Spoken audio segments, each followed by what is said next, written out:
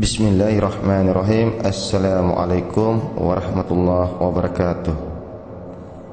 Kehebatan kekuatan hati dan pikiran. Menguasai telepati satu arah atau hipnotis jarak jauh sangat mudah. Pada pembahasan terdahulu sudah dijelaskan bahwa sebagian besar dari pikiran dan hati manusia ada di pikiran bawah sadar, tidak disadari. Maka mulai saat ini kita harus selalu sadar sepenuhnya dengan apa yang ada di pikiran dan hati kita. Jangan abaikan setiap bisikan-bisikan yang ada di pikiran dan hati kita, karena ada energi kehidupan dahsyat di baliknya yang diberikan Allah Subhanahu wa ta'ala. Pertanyaan, energi apakah itu? Jawab, terdahulu selalu dijelaskan bahwa hati dan pikiran seseorang tersambung dengan hati dan pikiran orang lain. Hati dan pikiran seseorang memancar kepada hati dan pikiran orang lain. Soal, kapan hati dan pikiran seseorang tersambung dengan hati dan pikiran orang lain?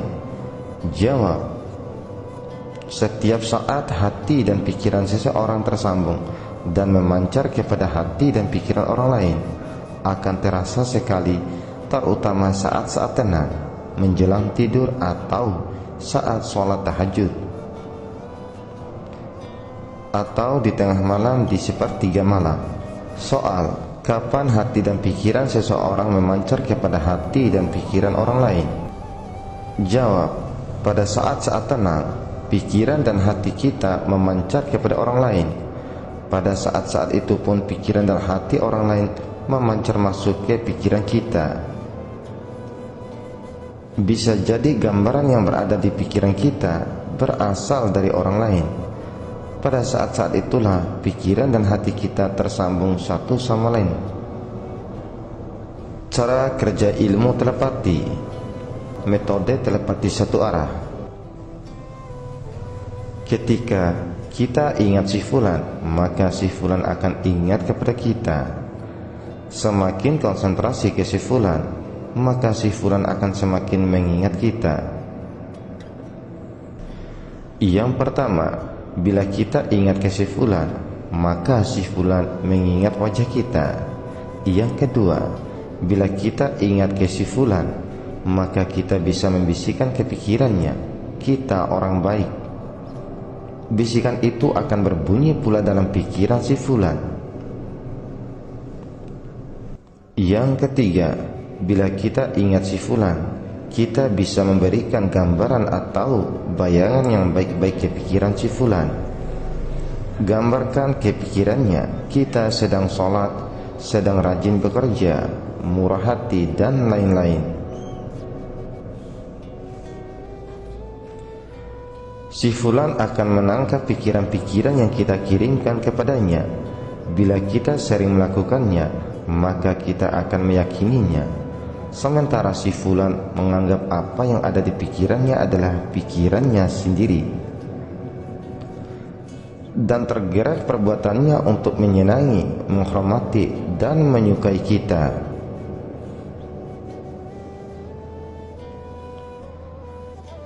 Bayangkan jika kita mengingat setiap orang, kemudian kita masuki pikiran setiap orang seperti yang kita lakukan ke si fulan secara intensif dan secara terus-menerus, maka kita akan jadi sosok manusia yang disenangi, dihormati, disukai, dan lain-lain. Bahkan akan jauh dari kebencian orang lain. Apalagi jika gambaran diri kita yang kita kirimkan via telepati adalah gambaran kita yang sesungguhnya.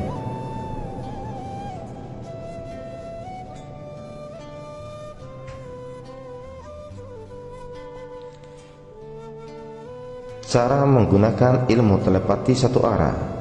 Namun sebelumnya perlu diingat dan diketahui, metode menguasai ilmu telepati satu arah. Ketika kita ingat si fulan, maka si fulan akan ingat kepada kita. Semakin konsentrasi ke si fulan, maka si fulan akan semakin mengingat kita.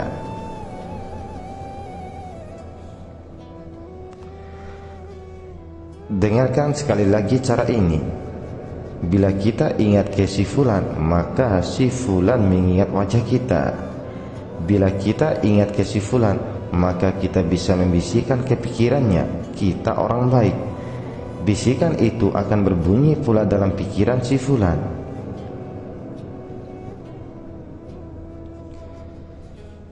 Cara berikutnya, bila kita ingat si fulan, kita bisa memberikan gambaran atau bayangan yang baik-baik ke pikiran si fulan.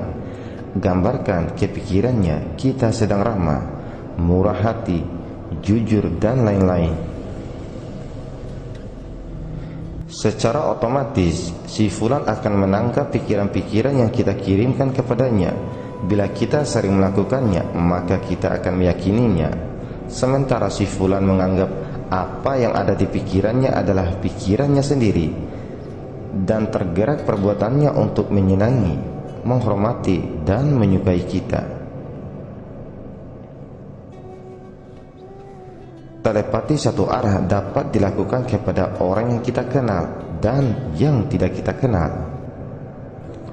Seberapa banyak kita mengenal orang dan seberapa banyak kita bertemu fisik dengan mereka atau berkomunikasi via media, itulah keterbatasan manusia. Banyak orang yang tidak kita kenal dibanding yang kenal dengan kita, padahal mereka seringkali berinteraksi dengan kita. Allah Subhanahu wa ta'ala memberikan hati dan pikiran kepada manusia agar manusia bisa memanfaatkannya.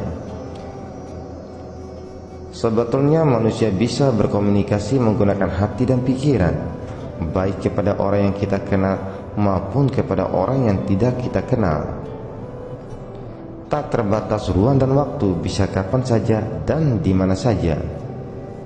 Pada umumnya manusia tidak menyadarinya karena komunikasi via hati dan pikiran berada di wilayah pikiran bawah sadar.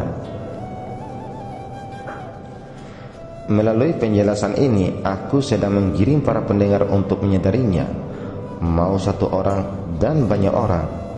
Hati dan pikiran manusia memancar ke hati dan pikiran manusia lainnya. Pancaran hati dan pikiran kita bisa ditangkap oleh satu orang atau banyak orang, tergantung kita. Mungkin selama ini kita tidak menyadarinya karena kita merasa orang lain tidak akan mengetahui isi hati dan pikiran kita. Padahal pancaran aura isi hati dan pikiran kita menjadi citra diri kita di mata publik.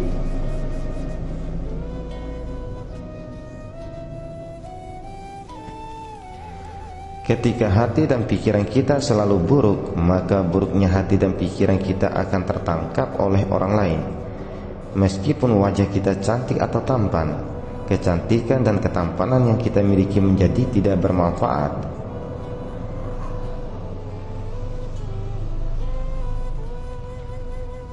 Soal: jadi apakah yang harus kita lakukan? Jawab: cara yang harus kita lakukan adalah: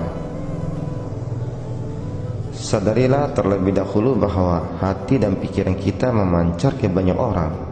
Rasakan, lalu konsentrasi arahkan ingatan kita ke banyak orang, baik secara fisik ada atau hanya ada dalam pikiran.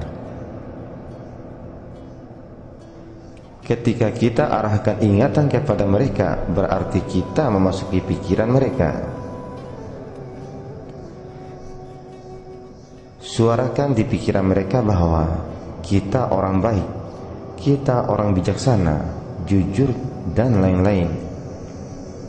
Bisikan itu akan berbunyi di pikiran mereka. Dan gambarkan di pikirannya bahwa kelakuan kita baik, rajin beribadah, rasa sosial tinggi, dan lain-lain. Lakukan dengan sungguh-sungguh dan terus-menerus. Orang banyak akan menangkap pikiran dan hati yang kita pancarkan, tetapi mereka menganggap gambaran yang ada di pikirannya berasal dari diri mereka sendiri. Padahal kitalah yang mengirimkannya kepada pikiran mereka melalui telepati.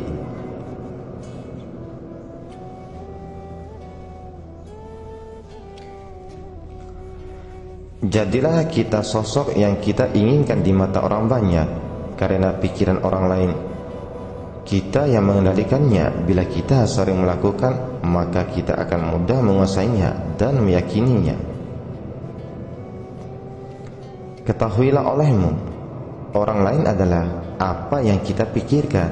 Bila kita berpikir orang lain buruk, maka orang itu akan buruk kepada kita. Bila kita berpikir orang lain baik, maka orang lain akan baik kepada kita. Dikisahkan, suatu hari Rasulullah SAW menjenguk seseorang yang sedang sakit demam. Beliau menghibur dan membesarkan hati orang tersebut. Beliau bersabda, "Semoga penyakitmu ini menjadi penghapus dosamu." Lalu orang itu menjawab, "Tapi ini adalah demam yang mendidih, yang jika menimpa orang tua yang sudah renta, bisa menyeretnya ke lubang kubur." Mendengar keluhan orang itu, Rasulullah SAW bersabda, "Kalau demikian anggapanmu, maka akan begitulah jadinya." Hadis riwayat Ibnu Majah.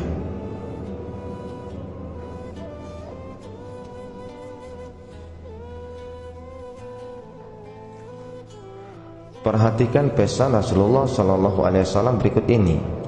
Barang siapa yang ridho, maka keridhaan itu untuknya. Barang siapa mengeluh, maka keluhan itu akan menjadi miliknya. Hadis riwayat Tirmizi. Dan sesungguhnya Allah berfirman, "Aku sebagaimana prasangka hambaku kepadaku." Hadis riwayat Muslim.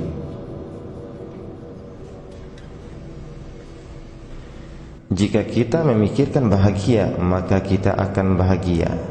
Jika kita berpikiran sedih, maka kita akan menjadi sedih. Jika kita berpikiran gagal, kita akan menjadi gagal.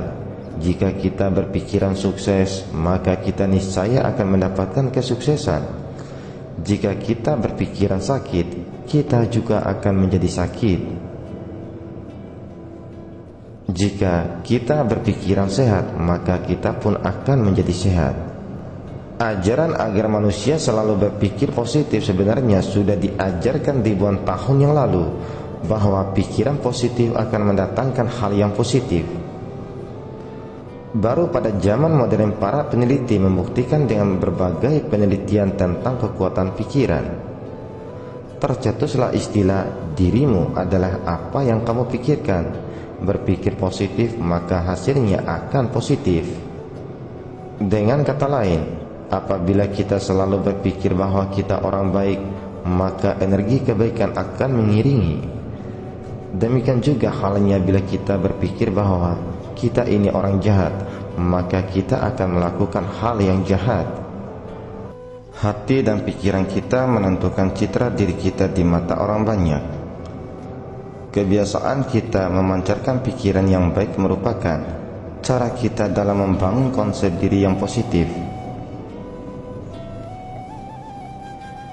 Dahsyatnya hati dan pikiran merupakan anugerah yang diberikan Allah Subhanahu wa Ta'ala kepada manusia. Hati dan pikiran manusia mudah terhipnotis oleh harta, kekuasaan, dan syahwat.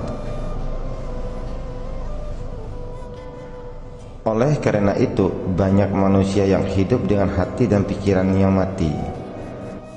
Matinya hati dan pikiran Raja Namrud dan Fir'aun membuat bencana bagi kehidupan manusia. Hancurnya nilai-nilai kemanusiaan, ketuhanan, dan peradaban. Para nabi dan rasul diutus oleh Allah Subhanahu wa Ta'ala agar hati dan pikiran manusia hidup untuk membangun peradaban manusia yang sempurna. Dahsyatnya kekuatan hati dan pikiran akan terasa bila hati dan pikiran seseorang tidak tergantung, tidak terikat, dan tidak silau pada gemerlapan dunia. Hanya Allah Subhanahu wa Ta'ala tempatnya bergantung, maka akan memunculkan kesadaran yang tinggi akan hadirnya kekuatan yang diberikan Allah Subhanahu wa Ta'ala dalam dirinya, yaitu hati dan pikiran. yang tidak bisa dibatasi oleh hal-hal yang bersifat material.